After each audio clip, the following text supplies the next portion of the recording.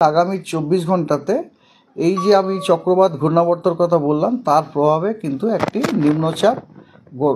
নিম্নচাপ এরিয়া কিন্তু ফর্ম হতে পারে আর কি। হ্যাঁ, আর এটা বাদ দিয়ে মনসুন ট্রাপ আমাদের এরিয়াতে দীঘা দিয়ে পাস করছে, দীঘা দিয়ে পাস করে তারপরে সাউথ ইস্টওয়ার্ডস ইস্ট সেন্ট্রাল বেতে গেছে। চক্রবাত ঘূর্ণাবর্ত এবং ট্রাফ, মনসুন ট্রাফ, এই দুটোর কম্বাইন এফেক্টেই আমরা এই ওয়েদারটা পাচ্ছি। পশ্চিমবঙ্গের সব জেলাতেই হালকা থেকে মাঝারি বৃষ্টিপাত আইদার বেশিরভাগ জায়গাতে নয়তো অনেক জায়গাতে হওয়ার সম্ভাবনা আছে। এর সাথে সাথে আইসোলেটেড মানে বিচ্ছিন্নভাবে এক দু জায়গাতে কিছু জেলাতে আপনার ভারী বৃষ্টিপাত কখনো হয়তো অতি ভারী বৃষ্টিপাতেরও আপনার সম্ভাবনা আছে।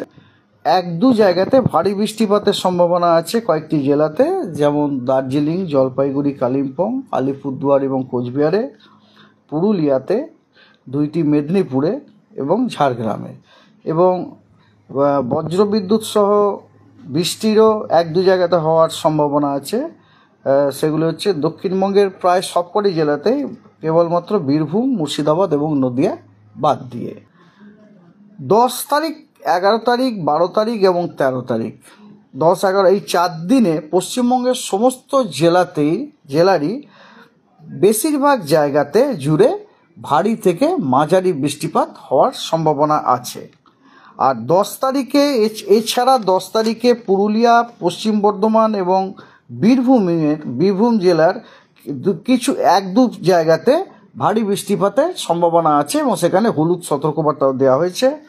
আর 11 তারিখে কেবলমাত্র উত্তর এবং দক্ষিণ 24 পরগনা এক দুই জায়গাতে ভারী বৃষ্টির সম্ভাবনা আছে এবং সেখানে আমরা হলুদ সতর্কবার্তা দিয়েছি।